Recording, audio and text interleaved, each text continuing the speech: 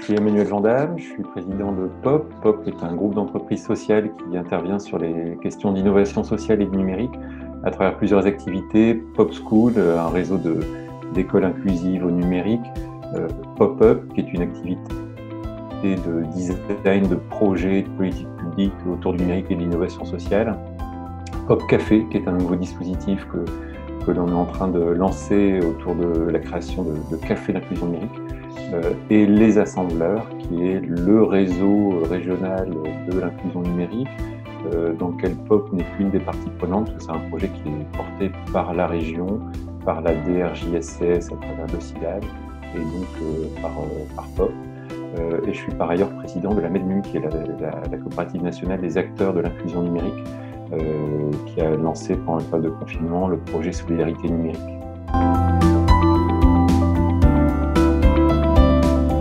À titre personnel, c'était plutôt une expérience intéressante, de nouvelles façons de vivre les relations familiales, plus de temps consacré à sa famille, à ses loisirs, à ses centres d'intérêt personnels. C'était une expérience au départ un peu étrange, mais finalement plutôt positive.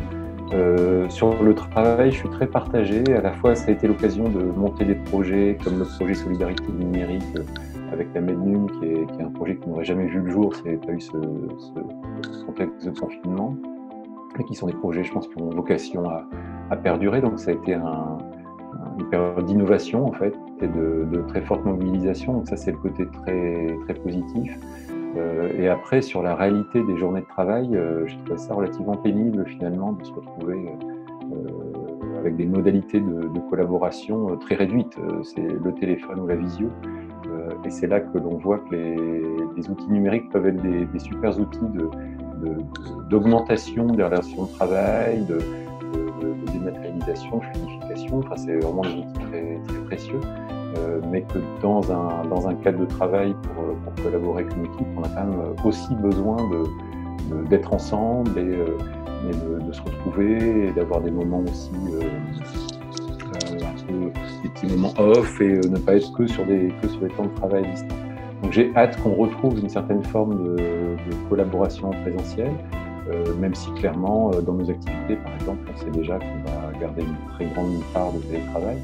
Mais je pense que le fait de pouvoir retrouver une variété de modes de travail va être intéressant. Mais globalement, je trouve que c'est une période assez passionnante quand même, de vivre tout ça, d'expérimenter tout ça et de voir notamment comment le numérique venait interagir avec ces changements de pratique et cette situation complètement inédite.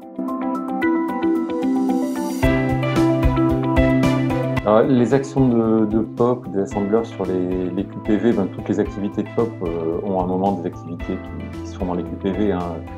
Une majorité des écoles POP School sont au QPV.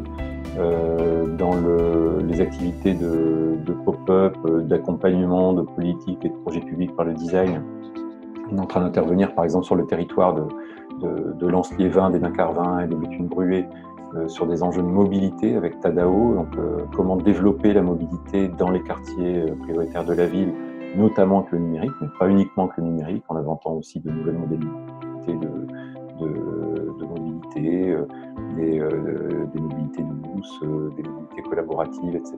Donc là, typiquement, c'est intéressant d'aller voir comment dans ces quartiers-là où il y a un petit peu plus de difficultés qu'ailleurs, on peut améliorer le service, et en se disant aussi que si on l'améliore là, ça peut aussi améliorer le service sur l'ensemble d'un réseau de mobilité, par exemple.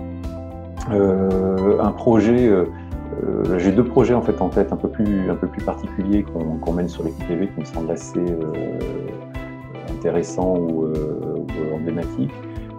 Il y a un projet existant qui s'appelle la FabNUM, qui est un projet qui est monté par un de nos partenaires qui est en train de se rapprocher fortement de POP, qui s'appelle ECP, et qui a monté un projet à Gonesse.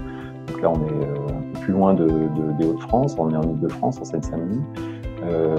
Et à Gonesse, le projet FabNUM consiste à opérer un Fab Lab de remobilisation et d'inclusion destiné à des jeunes qui sont vraiment complètement déscolarisés et en situation d'assez forte exclusion, et de faire le pari que en les amenant à maîtriser le numérique, ils reprennent une place dans la société, dans l'environnement, dans l'économie du quartier.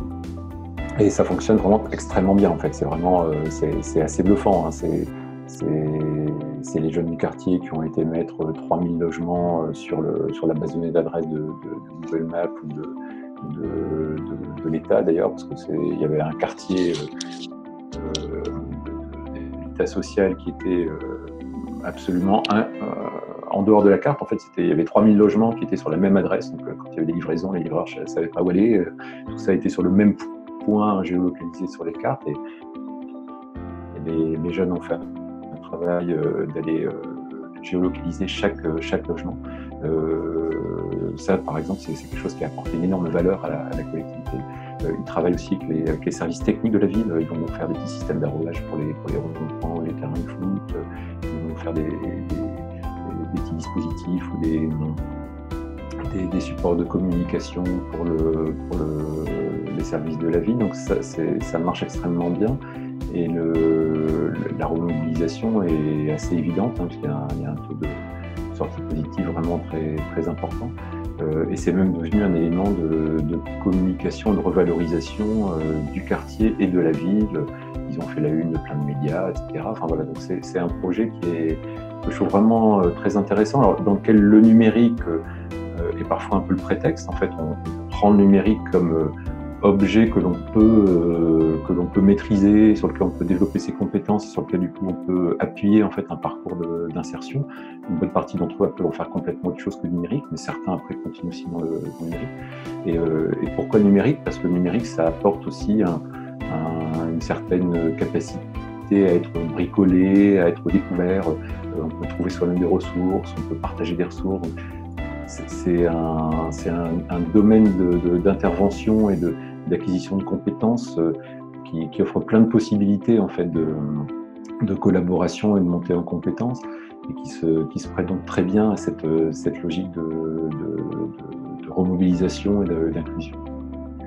Un autre projet que l'on est en train de construire, qui a pris un petit peu de retard avec le confinement, c'est un projet qui s'appelle Pop Café, qui va ouvrir cet été donc rue Jules Guesde à Oisem. Donc là, on est sur un quartier prioritaire de la ville, en centre-ville de Lille, mais dans un quartier qui connaît quand même pas mal de difficultés, avec rue Jules Guesde qui est quand même aujourd'hui une rue dans laquelle il y a beaucoup de deals, il y a beaucoup d'incivilité, de délinquance, etc. Et le pari avec l'aménageur qui nous confie des locaux sur ce territoire, c'est d'amener de nouvelles activités et de faire de l'inclusion numérique, mais sans forcément l'afficher comme tel.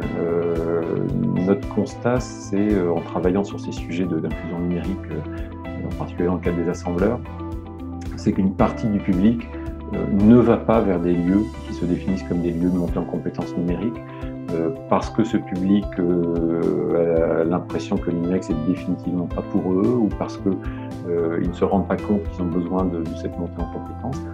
Lorsqu'ils rentrent ensuite dans une logique de montée en compétences et de médiation numérique, souvent ça correspond vraiment à un besoin de leur part, mais ils ne franchissent pas toujours le premier pas. Donc, le pari du Pop Café, c'est d'amener des gens dans un lieu qui fait de la médiation numérique, mais sans dire forcément qu'on fait de la médiation numérique, et en apportant aussi plein de petits services du quotidien. C'est un endroit où on peut aller imprimer un document, on peut aller refaire une pièce en impression 3D, et on peut juste venir boire un café. Si on a besoin de se poser une demi-heure, un étudiant lycéen qui veut se poser pour travailler peut se poser là.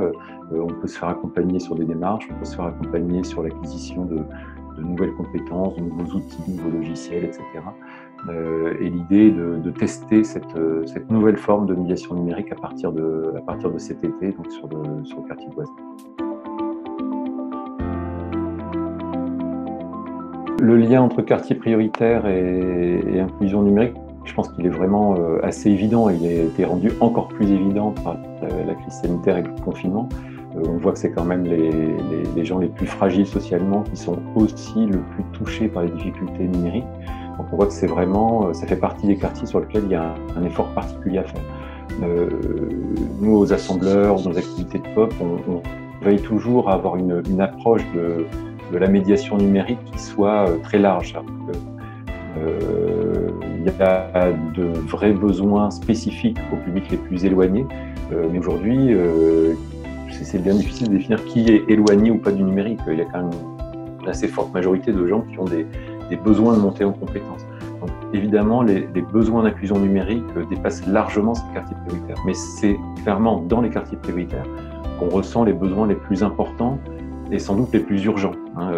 Nous, on parle souvent d'une urgence sociale en matière d'inclusion numérique et d'un enjeu sociétal. Il y a un enjeu parce que tous les acteurs de la société utilisent le numérique dans une logique d'une société plus inclusive, plus créative, plus ouverte, une société aussi de transition qui répond aussi aux enjeux de transition écologique. Il y a des enjeux sociétaux, disons, très larges, mais il y a aussi de vraies difficultés du quotidien sur lesquelles il faut agir de manière très urgente. On en parle souvent en termes d'accès au droit. C'est souvent le premier exemple qui vient en tête, la difficulté à faire une démarche administrative qui donc bloque les gens dans l'accès à des droits, à des aides, etc. Mais là, avec le confinement, on l'a vu aussi sur des questions d'éducation des enfants, des questions de consommation, des questions de socialisation et de garder le lien avec sa famille, ses amis, etc. Et qui sont des besoins aussi importants que les besoins, que les enjeux d'accès au droit. Pour vivre pleinement avec le numérique dans la société, il ne faut pas simplement savoir faire des démarches. Il faut aussi que le numérique vienne répondre à l'ensemble de ces besoins individuels, des besoins de la famille, en termes d'éducation, en termes de consommation, en termes de loisirs, en termes de socialisation, etc. Et donc c'est vraiment sur tous ces sujets-là qu'il y a vraiment un travail d'amener l'ensemble des habitants des quartiers prioritaires de la ville à s'approprier le numérique, afin que ce soit leur outil, c'est pas l'outil des autres, c'est pas l'outil d'une société de start-upers, de gens qui maîtrisent bien le numérique, et puis il y a des gens qui sont laissés de côté et qui essayent de rattraper. Non, il faut vraiment que le numérique soit au service de l'ensemble des habitants et que ce numérique vienne répondre vraiment à leurs besoins essentiels.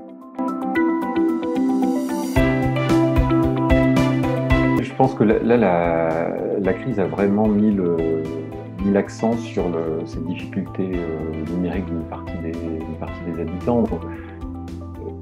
Jusqu'à présent, on pouvait avoir aidé à une montée en compétences numériques de chacun. C'était bien de le faire, c'était important, mais bon, voilà, c'est un sujet parmi d'autres. Là, on voit que ça fait vraiment partie des sujets de base et qu'aujourd'hui, quand on est reclus chez soi, si on n'a pas accès au numérique, c'est vraiment c'est une situation de vie absolument impossible. Donc, on voit qu'il y a c'est vraiment un sujet incontournable, un sujet important, et que c'est plus une option, quoi. C'est vraiment quelque chose qui doit absolument être fait partout, sur l'ensemble du territoire. Donc, pour mettre ça en place, il faut des actions effectivement structurantes. Aujourd'hui, la médiation numérique, le paradoxe, c'est que ça se fait de manière super intéressante dans plein d'endroits. Il y a énormément de centres sociaux, de lieux de médiation numérique, de tiers-lieux, de médiathèques, de Fab Labs, enfin, tous ces types de lieux qui apportent des compétences numériques, qui font un travail très intéressant sur le terrain, mais qui souvent sont pas assez visibles, sont pas assez connectés, sont pas assez reconnus. Là tout à l'heure, je recevais un tweet avec un article médiateur numérique, un nouveau métier, un métier d'avenir. C'est pas un nouveau métier, mais ça fait quand même 20 ans qu'il y a des médiateurs numériques qui font ce travail partout en France et dans la région. On n'a pas attendu qu'il y ait la crise sanitaire pour se dire qu'il fallait amener le numérique à l'ensemble de la population. Donc c'est loin d'être un nouveau métier, mais cette prise de conscience montre qu'aujourd'hui, on ne peut plus ignorer l'importance du secteur de la médiation et de l'inclusion numérique et qu'il faut vraiment y aller. Donc pour y aller, on a besoin clairement de moyens. Aujourd'hui, il y a des dispositifs, le pass numérique, des moyens qui sont mis sur la médiation numérique. Ça, c'est super important. On a besoin de coordination entre acteurs, donc c'est ce qu'on fait les uns les autres, c'est ce que font les centres sociaux connectés au sein du réseau des centres sociaux, c'est ce que font les assembleurs qui viennent connecter différents réseaux, les centres sociaux, les médiathèques, les tiers-lieux, etc., les maisons de services publics, tous ces lieux où vient se faire de la médiation numérique. Il faut que l'inclusion numérique fasse partie des politiques publiques de tous les échelons, c'est-à-dire que toutes les communes, toutes les intercommunalités, tous les départements, toutes les régions aient une vraie vision, une vraie stratégie, que ces stratégies soient coordonnées. Point important, à mon avis, c'est qu'il faut qu'on sorte des dispositifs, ce qui est d'autant plus vrai, à mon avis, dans le contexte de la politique de la ville, qui peut avoir tendance à considérer que cette rue-là est en quartier politique de la ville, donc on va l'aider, la rue d'à côté, on n'est pas dans le périmètre, donc c'est d'autres publics, c'est d'autres problématiques. Et malheureusement, on fonctionne souvent comme ça en fait en termes d'action publique, avec des catégories, des critères, des choses comme ça. Il en faut sans doute, mais aujourd'hui, la médiation numérique souffre un peu de ça. On a les maisons de services publics qui font de l'aide administrative, on a des lieux de médiation numérique qui ne font que de la médiation numérique, alors qu'aujourd'hui, on voit que les lieux, c'est des lieux où on vient acquérir des compétences numériques, mais c'est aussi des lieux où on vient rencontrer des voisins, on vient faire des choses avec d'autres gens, mais c'est pas uniquement des lieux où on vient apprendre le numérique. Ça, je pense que c'est fini cette période-là où on était dans des lieux monofonctions. On est vraiment dans une évolution vers des lieux multifonctions qui sont des lieux de développement du territoire, vraiment au service du développement du territoire de ses habitants, et dans lesquels on vient mettre du numérique.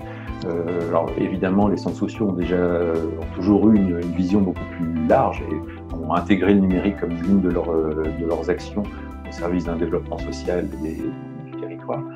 Mais c'est vrai aussi de plus en plus de tous les lieux de médiation numérique portés par des intercommunalités, portés par des acteurs associatifs, qui ont intérêt vraiment à sortir d'une logique de dispositif et à ne plus être simplement des lieux où on vient apprendre à servir en outil à cet endroit-là, mais c'est pas le lieu où on va venir monter un projet avec ses voisins, c'est pas là où on va créer un site web, une web radio, etc. Donc il faut vraiment que ces lieux soient des lieux de montage de projets collectifs. Dans cette idée aussi d'étendre le périmètre des lieux, c'est un peu la réflexion aussi de Pop Café, c'est d'en faire des lieux qui soient le plus ouverts possible, où la question du numérique soit à la fois, soit remis à sa bonne place. Le numérique, c'est quelque chose qui est là dans la société, qui est là pour durer, qui est de manière évidente, mais c'est pas un horizon indépassable et c'est parfois pas un sujet, quoi. Il faut certes monter en compétences les uns les autres en termes de numérique, mais le besoin des individus n'est pas forcément de monter en compétences numériques. Le besoin, c'est de se former, le besoin, c'est de mieux consommer, le besoin, c'est de communiquer avec les gens qui nous sont proches. Et le numérique, c'est un moyen au service de tout ça. Donc, c'est important de venir mettre de la médiation numérique dans tous les lieux de vie, en fait, dans tous les lieux où on fait des choses ensemble, des tiers-lieux, des centres sociaux, des lieux communaux, des lieux culturels, et de venir faire de la médiation numérique à tous ces endroits-là. Voilà. À titre d'exemple, on est aussi en train de réfléchir dans les assembleurs à venir faire de la médiation numérique dans les clubs sportifs, par exemple. Et de dire que dans les clubs sportifs, il y a un public qui est là, qui peut tout à fait avoir besoin de numérique, et on peut, à l'occasion de sa pratique sportive, venir développer de nouvelles compétences numériques. Donc, l'idée pour moi, c'est de dire renforçons, en fait, faisons encore plus de médiation numérique en faisant peut-être parfois dans des lieux dédiés, mais surtout en venant faire de la médiation numérique partout, à chaque fois qu'on a l'occasion de le faire, et dans plein de types de lieux différents.